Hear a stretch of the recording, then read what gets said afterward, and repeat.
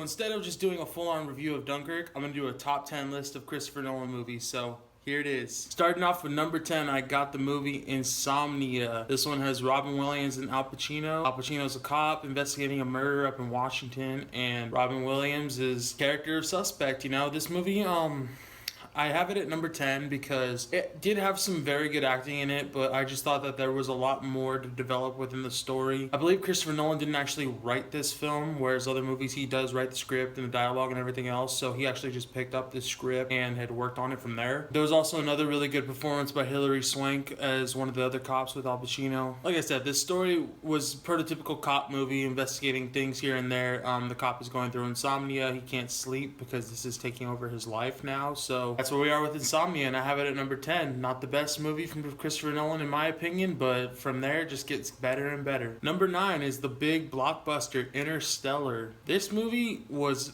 fantastic visually. It blew my mind just seeing all of the amazing visuals in space. Again, with Christopher Nolan movies, there's amazing acting all around. We have Matthew McConaughey, Anne Hathaway, Michael Caine, Casey Affleck, Jessica Chastain. There's tons of amazing actors in this film. Matthew McConaughey gives probably one of the best performances of his career in this. I just find that the movie is a little over scientific for people that are just casual moviegoers, and even people who know their stuff when it comes to science or space. It may just go over the top of a lot of people's heads. Therefore, I just think the average person isn't going to be very entertained by the film other than visuals and a little bit of the story alone. And the thing that bothered me was that the way that it's all scientific throughout the entire film, reverting back to the end, if you know the ending, it reverts back and it kind of goes away from science more with like a family dynamic. I felt a little rushed in probably by the studio. Who knows, maybe that's the way that the story actually ended up, but I just felt that the ending felt kind of flat. Again, amazing visuals, amazing score by Hans Zimmer in almost every Christopher Nolan and Hans Zimmer movie that they work with. I just thought this movie was just 3 hours of a lot of technical terms being thrown at you. You're supposed to kind of think you know what's going on, but again, amazing visuals.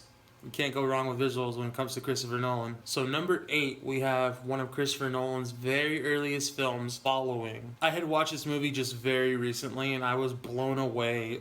For being a short film directed by Christopher Nolan, the very simple premise of a man who's bored with his life and he's a writer. He begins to just walk around the city, following people, seeing what they're going, seeing what they do in their daily life, if they're bad people, if they're corrupt, if they're good, if they're having an affair, if they're stealing things. It just has a really grimy feel to it, the way that you're just lurking around with our main character. It's also shot in black and white, which I think really adds to it. There's 3 main actors in the movie and they're phenomenal together. They all give great performances. I've actually never heard of any of the actors, I believe. We have our main character, and then we have another guy that he meets who he was following, and then we have another woman who he meets that they were following, and then it's just a great mashup of stories colliding, which was fantastic. And the ending, when it comes to Christopher Nolan movies, you can't go wrong as well. When it comes to endings, they mess with your mind. So yeah, number 8, Following. Number 7. So for number 7, I got The Dark Knight Rises. I know a lot of people hate this movie. It's very controversial. There's a lot of plot holes in it. But you know, I find this movie so enjoyable. The action, just from the very beginning shot and scene, was amazing. Can't tell me that the opening scene with the plane in The Dark Knight Rises is one of the greatest scenes in all of cinema, let alone Christopher Nolan film. Bane was a badass villain. You got Catwoman back in cinema. I love Chris Nolan's take on Batman. It's realistic, it's gritty, it has the funny Batman voice that Christian Bale wanted to add to Batman, so that's what we got. And I thought this was an epic finale to the Dark Knight trilogy. You know, it left it open-ended. It made you happy in the end, it made you sad, it made you bummed out, you didn't know where the story was going to go, and it was left open-ended for someone else to take on the mantle of Batman, which was really cool. This movie is a lot of fun, especially if you have an amazing sound system. The score from Hans Zimmer just kills it in this film. There's a lot of explosions in this Christopher Nolan movie. I will admit that. There's a lot of explosions in The Dark Knight Rises. A lot. So it's very fun if you have a nice surround system and a 4K TV. Just Turn this on, you're gonna have an action adventure with Dark Knight Rises. So going from one Batman movie on to the next. Number 6, I have Batman Begins, the very first introduction to Christian Bale's Batman. And wow, this movie was a stunner. Yes, we had a very beefed up Batman. Christian Bale was huge in Batman Begins. He ended up slimming down later on for the next 2 films. We got Liam Neeson as Ra's al Ghul with an amazing character. I thought this was a very fresh take on Batman. Obviously, it's like nothing we had ever seen done. Seeing the origins of Bruce Wayne when he's leaving Gotham, becoming who he is, and just seeing how he wants to fight for justice and he doesn't want to kill. It was pretty gnarly, you know. He's willing to die himself in order to not kill someone else. I also thought Cillian Murphy as the Scarecrow was really well done. He wasn't over the top in the way that he would look in the comic books. He was very simply done, just a man in a suit with his crazy Scarecrow mask, and his poison gas was done really well with the mind trip on people when he ended up getting gassed himself and seeing that nightmare Batman. That was intense. You know, we got some really cool visuals when it came to that. Also, there's a little cameo by King Joffrey if you're a Game of Thrones fan, so that's really funny to see going back on it now. So yeah, Batman Begins is my number 6. I love the Dark Knight trilogy. So let's get to number 5. Number 5, I have the newest film of Christopher Nolan, Dunkirk. Wow, Dunkirk is unlike any movie I've ever seen. You don't have a main character, plain and simple. You have a mesh of characters. They're thrown into the war. You are thrown into the film right in any given situation. We're thrown right into the middle of the street with these soldiers walking around when it's like dead silent, nothing's going on yet. And then boom, guns start going off. The war just starts there. And this is a 2-hour thrill ride of action. We get our quiet scenes from maybe a minute, 2 minutes, and then boom, more fighting, more guns, more explosions, more planes. I thought this film was crazy sick. Tom Hardy gives another solid performance in another Christopher Nolan movie, and of course he's wearing a mask again just like he did with Bane, but now he's a fighter pilot, so that was pretty funny. We got the 3 younger actors who are very good. I like this movie because there wasn't a lot of dialogue. It was just a lot of action and movement and a lot of just survival. It was a survival film, you know, fighting for your country and for man and liberty, and they're just trying to survive out there in the war. It's a really scary situation, and Christopher Nolan killed it for this film. So yeah, Dunkirk is my number 5. So now we're getting on to number 4. Number 4 is The Prestige. You know, I'm surprised when I've heard a lot of people haven't seen this movie. It's one of my all-time favorite films. Christian Bale is in another Christopher Nolan movie.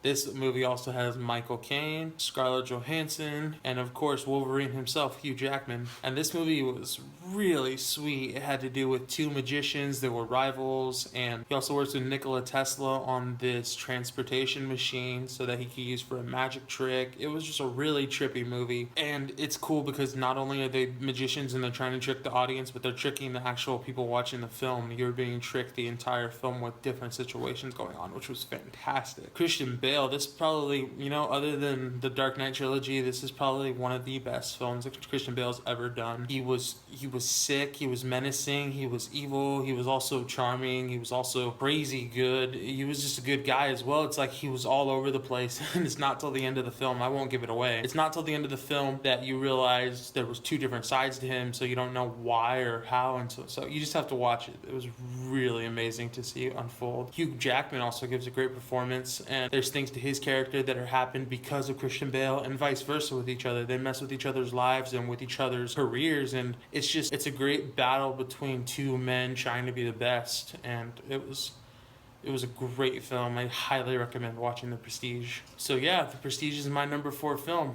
Let's get to number 3. So number 3, another amazing film, Memento. I was actually shown this film, Memento, about 6 years ago in a psychology class I was taking, which was really fantastic. The class sucked, but this film was awesome, and I'm thankful, and I'll always remember that class for introducing me to this film. So this film stars Guy Pearce as our main character, Leonard Shelby. He has short-term memory loss. He was hit in the back of the head, so that's where we're at in this film. It throws you right into it. All you know is Leonard. At this point, you're introduced to other people along the way. You know he has this condition. It's made very well known. And the reason why this movie was so successful and game-changing was because we're shown the film in 2 different ways simultaneously. Throughout the film, we're seeing a colored version, which is going backwards from the very beginning of the films. We are also shown black and white clips, which are going straight forward as they should be intended. That right there is a trip on its own for a first-time view.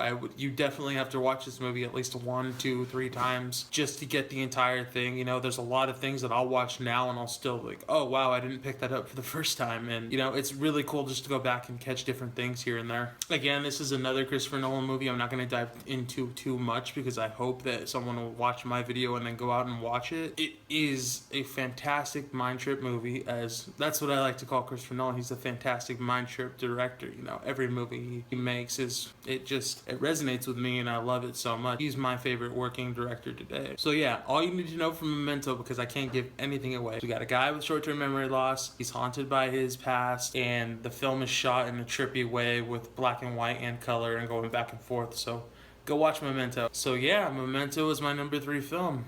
Here's number 2. Number 2, we have The Dark Knight, arguably the greatest comic book film ever made or will ever be made at this point in time. I know it's only 2017 and Dark Knight came out in 2008. It's been almost 10 years and it still holds up today with how fantastic it is. We didn't only get one amazing performance, but we got 2. You know, I feel like Christian Bale's character of Bruce Wayne, especially in The Dark Knight, is very undermined. He's overshadowed by Heath Ledger's Joker. And don't get me wrong, Heath Ledger, of course he should have won the Oscar. You know, he won it posthumously because, you know, he did pass away, but it was very well deserved for Heath Ledger's Joker. I don't think that's ever going to be topped. It still hasn't been with this Jared Leto Joker we've seen now. Christian Bale's portrayal of Bruce Wayne / Batman in this film was just stand out. And that was only 2 of the great performances in the film. Don't forget, we also got Harvey Dent, portrayed by Aaron Eckhart. And we also got Commissioner Gordon, another amazing character. You know, I think this movie's cast was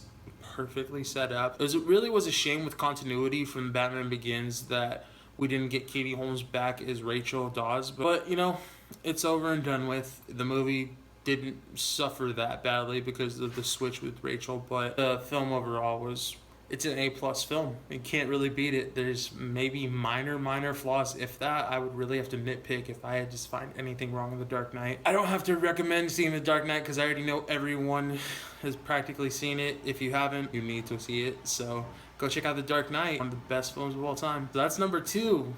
For those of you that don't know many Chris Nolan movies or know me that much, number 1 is a straight giveaway. So here's my number 1. Number 1. Inception. Not only do I have an Inception tattoo on my arm, I think this movie is the greatest thing ever made. It's my all-time favorite film. There is just too much amazingness in this film. It really can't be beat. Not only did we get to see Leonardo DiCaprio link up with Christopher Nolan, we got to see Tom Hardy, Joseph Gordon-Levitt, Ellen Page, an amazing backstory. We also got Marion Cotillard, and again, for the millionth time, I'm gonna say, visuals. This movie, you know, the CGI was incredible. This film came out in 2010, and it just changed the game as well. You know, Christopher Nolan started that big old boom, boom music that everyone started using in film. It slowly died out, but that was pretty funny when the Inception started that. Yeah, this movie just blew my mind the first time I saw it. I've literally seen it like 30 times now. Yeah, Inception, you know, it's an amazing fight of man trying to get back to his family. You know, he was wrongly accused of something. This movie just has so many good things going on. Of course, it has Hans Zimmer again, Leonardo DiCaprio, he's my favorite actor, so that adds to it. Christopher Nolan is my favorite director. Like I said, Hans Zimmer, he's my favorite composer. This movie is just the trifecta for me. When it can hit all the marks, I don't find any flaws with it. You know, I love it so much. But yeah, guys, so that's my top 10 list of Christopher Nolan movies. But yeah, guys, if you haven't seen Inception, what are you doing with your life? Go watch Inception. Go watch all of these movies. You know, Christopher Nolan is an amazing director. I feel like he's very underappreciated right now in Hollywood. His films are fantastic. So yeah, go check out his films. Thank you guys for watching. So what do you think about my list? Do you disagree? Do you agree? Comment down below. Let's talk about it. So if you like this video, want me to do more top 10s, more reviews, podcasts, anything on here, you know, comment down and let me know what you want. Smash the like button, hit the sub, and thank you guys. I'll see you in the next video.